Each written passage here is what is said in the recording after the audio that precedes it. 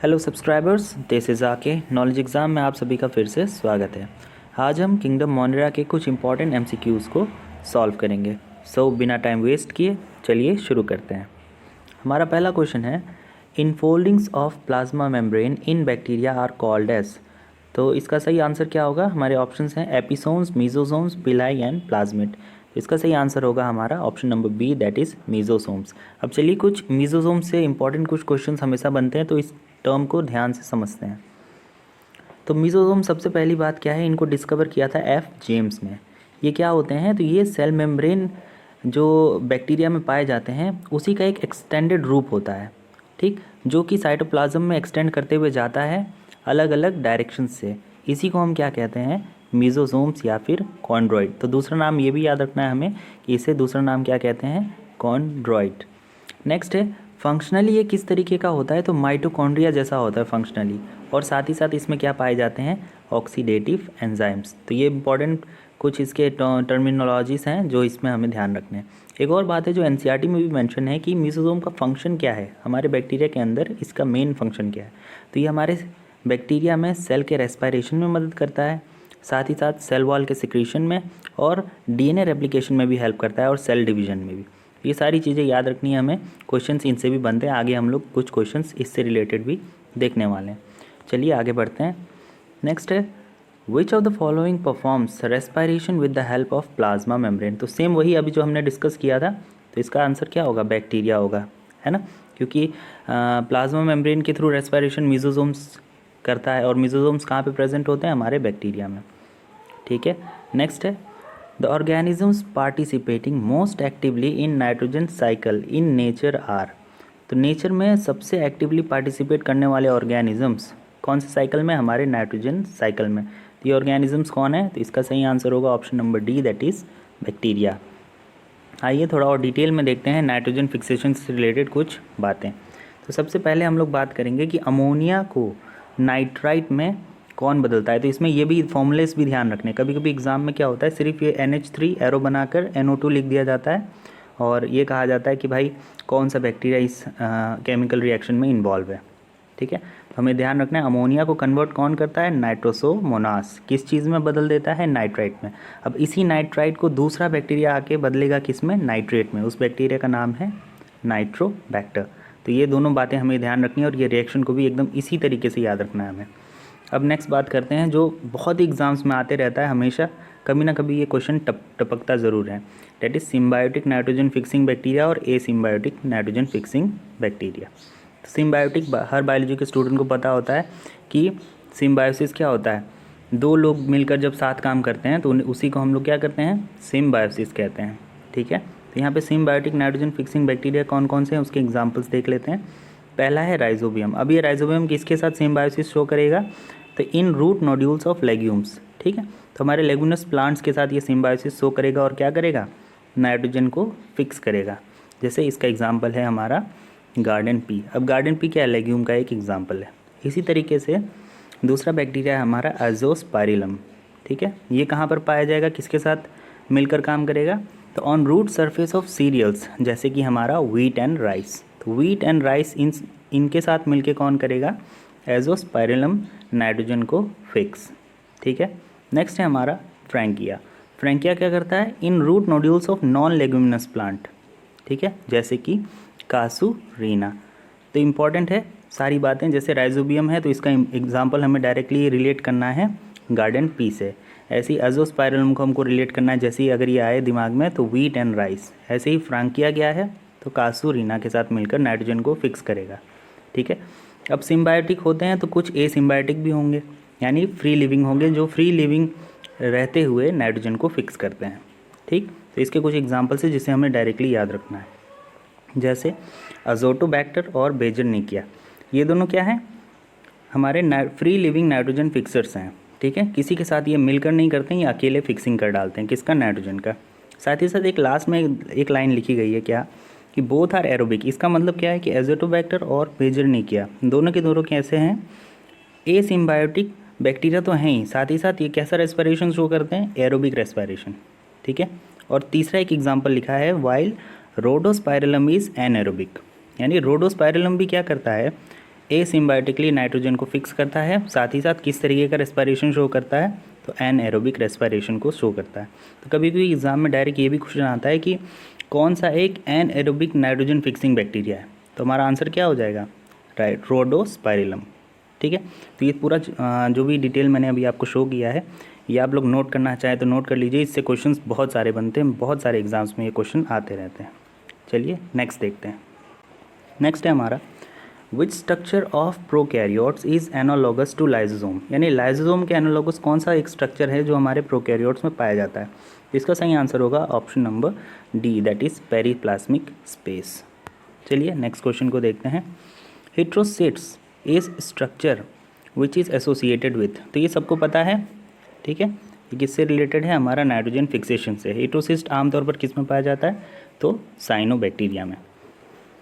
Next question है a free living aerobic bacteria capable of fixing nitrogen is, अभी मैंने जो पूरा डायग्राम जो चार्ट के थ्रू हम लोग ने डिस्कस किया था उसी में इसका आंसर छुपा हुआ है, इसका आंसर होगा अज़ोटोबैक्टर।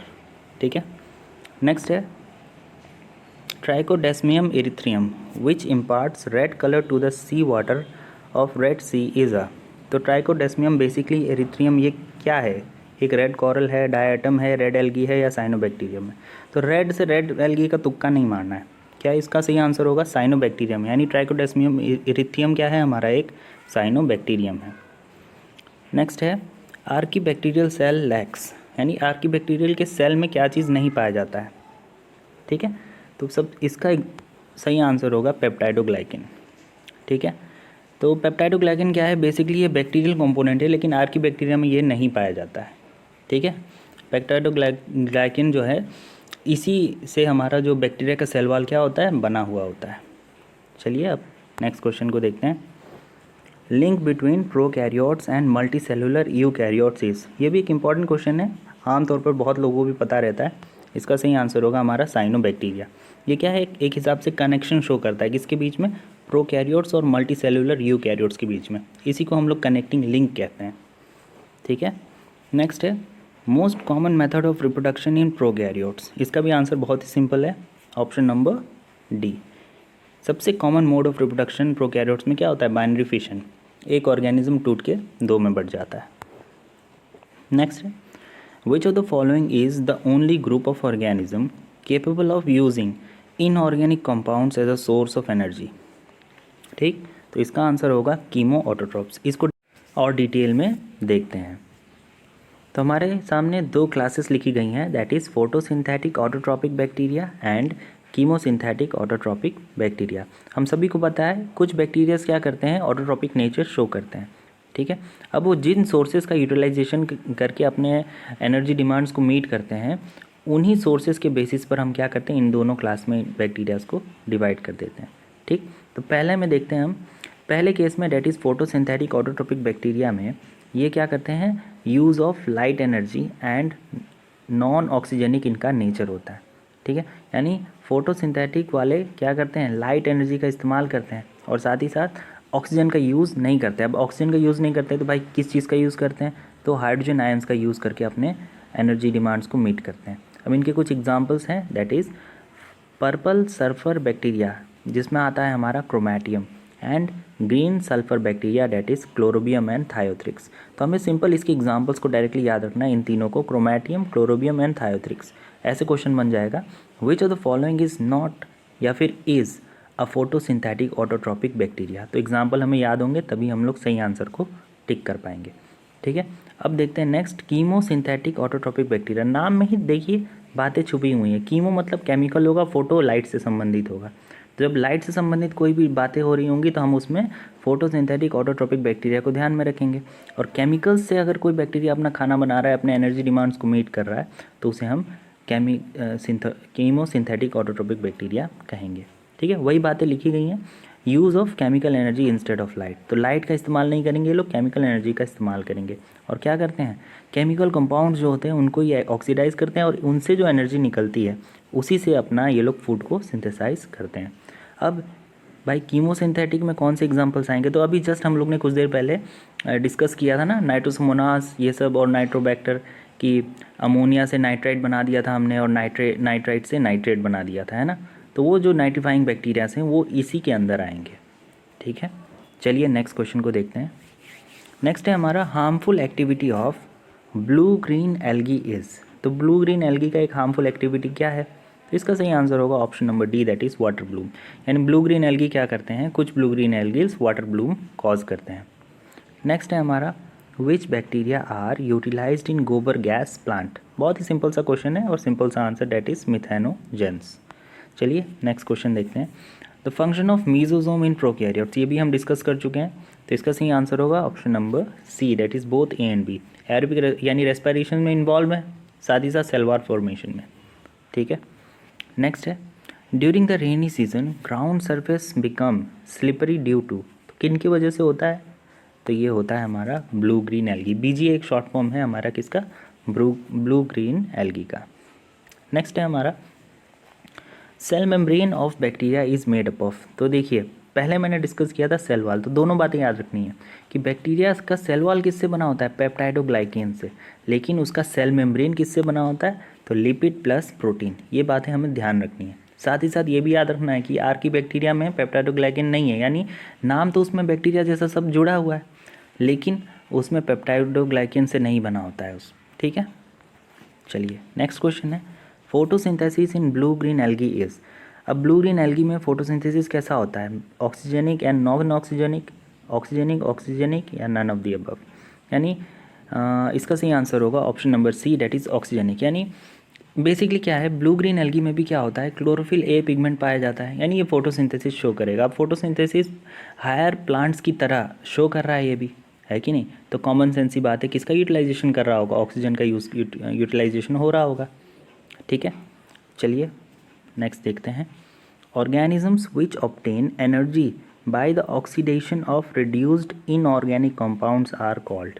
तो देखिए यहाँ पर ध्यान देना है, केमिकल वाली बातें हो रही हैं, कहीं भी फोटो यानी लाइट वाइट का कोई डिस्कशन नहीं हुआ है, तो इसका सही आंसर हो जाएगा option number A, that is chemo autotrophs. ऐसे ऑर्गेनिजम्स को क्या कहेंगे हम लोग, कीमो ऑटोट्रॉप्स कहेंगे। अगर लाइट वाइट का कोई डिस्कशन हो गया होता तब हम फोटो ऑटोट्रॉप्स की तरफ सोचते हैं। नेक्स्ट है हमारा प्लाज्मिड क्या होते हैं। तो प्लाज्मिड क्या होते हैं, बेसिकली ये होते हैं extra chromosomal genetic material of bacteria. तो प्लाज्मिड भी क्या होते हैं, extra chromosomal genetic material of bacteria. So इतने ही क्वेश्चंस थे आज के लिए। होप आप सबको ये सेशन पसंद आया होगा, और आज के लिए बस इतना ही।